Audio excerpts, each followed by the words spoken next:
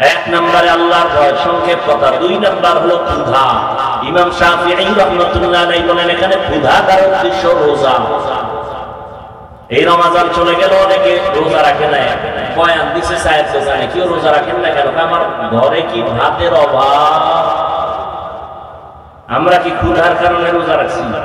ভাতের অভাবে রোজা রাখছি? ক্ষুধা দ্বারা আল্লাহ পরীক্ষা নিবেন। তোমরা একটু না খাইয়া পরীক্ষা দাও। আরে মেয়ে, আপনি কে আমি কে? স্বয়ং রাসূল প্রায় 3টা বছর আপন আত্মীয়রা শিয়াবে আবু তালিবের মধ্যে গৃহবন্দী করে রাখছে। খানা দেয় না, পানি দেয় না, নবী গাছের পাতা ছিঁড়ে ছিঁড়ে খায়, পেটের ক্ষুধা নিবারণ করে। রহমতের নবী পেটে পাথর বেঁধেছে। ক্ষুধার পরীক্ষা বড় কঠিন রে বাবা। ধৈর্য যদি না থাকে পাস করা সম্ভব। কত গরিব মুমিন আছে, একটু যদি তরকারি ঝামেলা কামাই বুঝি একটু কম, ডক্টর ইউনূস সাহেব তাড়াতাড়ি আমার একটা দরখাস্ত দিয়ে লোন দেন, লোন। দৌড়ে যায়, কই আছে 20,000 টাকা লোন উঠাইয়া একটা চায়ের দোকান দিব, এই করবো সেই করবো। ওই বর্ষি আছে না, বর্ষি করে নিয়ে দিবেন। বর্ষি কি খালি দিলে মাছায়? কি দেয়? আদার দেয়। মাছে তো চিন্তা করে না যে গলায় বাঁধবো, ওখানে আদার আছে, আদার।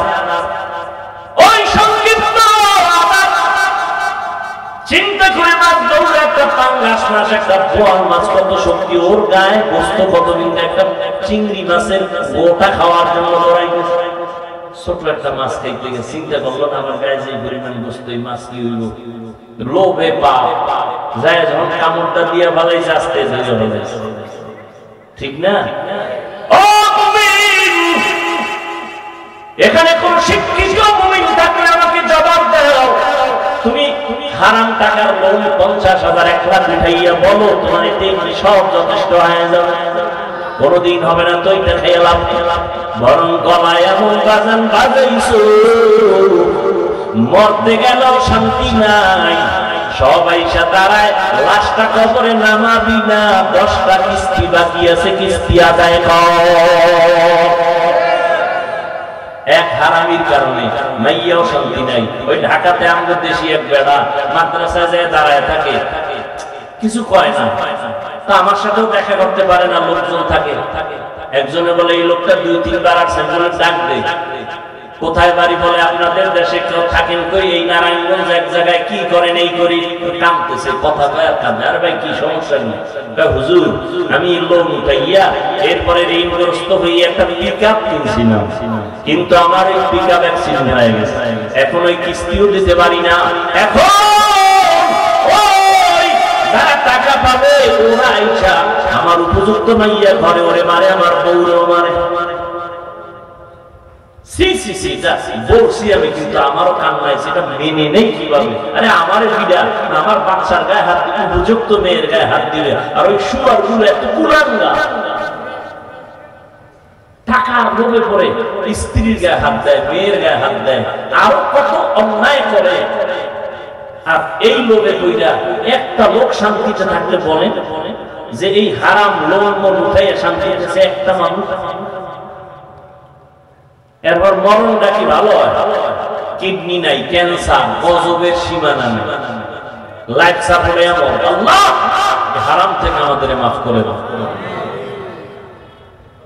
এই বয়ান কোন খতিব মসজিদে করুক না, বলবে সূর্য ডুবার আগে বাড়িতে ঘুরে আইয়েন, ঠিক নেই?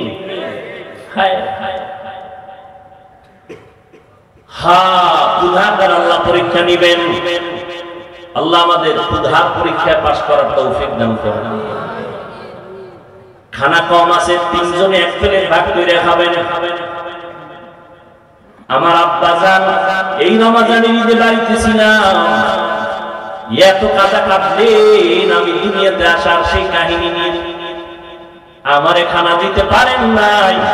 আব্বা আম্মা 3 দিন পর্যন্ত না খাইয়া কষ্ট করেছে, চোখের পানি ছেড়ে কাঁদছেন। একটা বাবার জন্য কাপড় নিয়েছি, মায়ের জন্য নিয়েছি, আব্বা বল এখন একটা দিন আমার গেছে, একটা নতুন লুঙ্গি আমি কিনে পড়তে পারি না।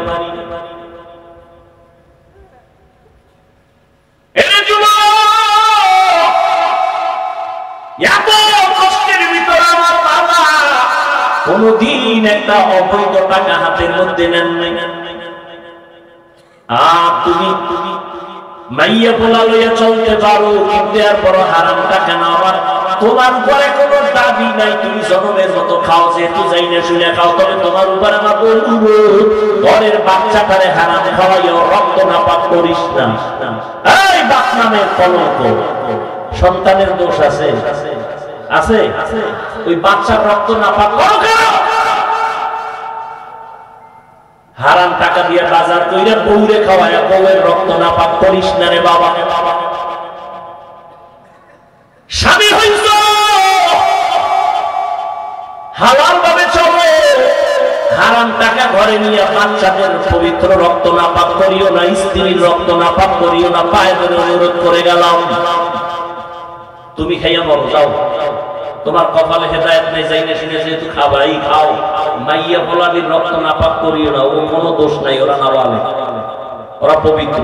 পবিত্র না বরং আল্লাহ কোরআনে বলে ওই বাচ্চাদের উসিলায় তোমার রিজিক। লা তাকতুলু আওলাদাকুম খাশিয়াতা ইমলাক, নাহনু নারযুকুহুম ওয়া ইয়্যাকুম।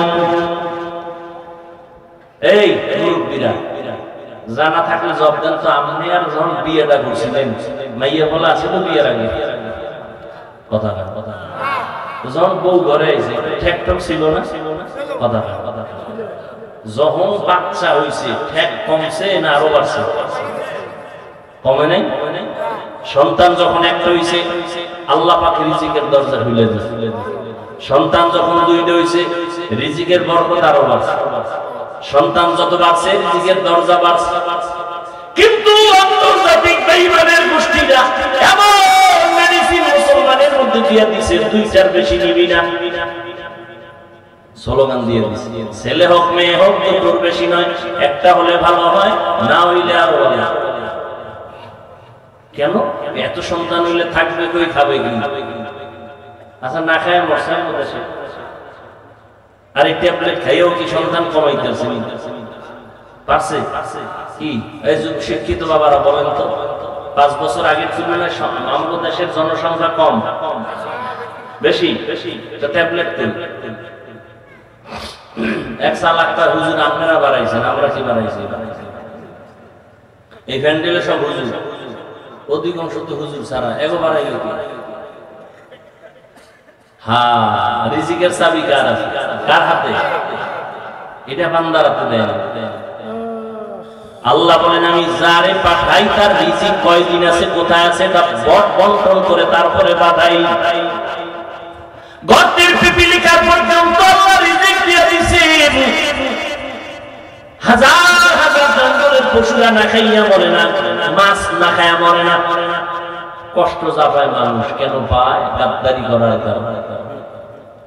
আমের দিন এখন কথা বলে, কত সুন্দর আম, কত সুন্দর কাঁঠাল, কুত্তার মতো জিহ্বা বাইর করে ফেলাইছে কিছু নিমখারাম মানুষ। আল্লাহ কয় 1 মাস একটু ধৈর্য ধর। কোনো ধৈর্য নাই, ধর আমি এটার পাকায় দিব, খাবি, শরীর তাজা হবে না? হবে না। এখন নামাই এটারে আগুন দিয়ে গরম বানায় পাকাইয়া খাইয়ে মরে যাবে, কারণ কুত্তা ফেল আমার দেখছি। আর এটা বার দেওয়া যাবে না, গাছে মার, গাছে মার মেডিসিন। এর জন্য দেখেন এখন যেই জিনিসটা শরীর তাজা রাখলে এখন ওইটা খেয়ে আরো অসুস্থ।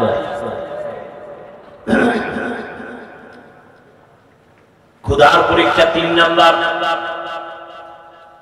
মালের কোরবানি। ইমাম শাফিঈ রাহমাতুল্লাহ আলাইহি বলেন এখানে মালের কোরবানি মানে যাকাত। এই বিষয়ে আমি আলোচনা করব না। 4 নাম্বার হলো জানের কোরবানি।